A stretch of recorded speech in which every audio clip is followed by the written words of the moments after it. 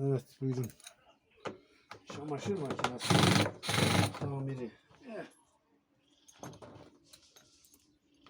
Kazanı söküyoruz, bilyasını değiştireceğiz. Maalesef yeri biraz dar olduğu için bizi uğraştırıyor.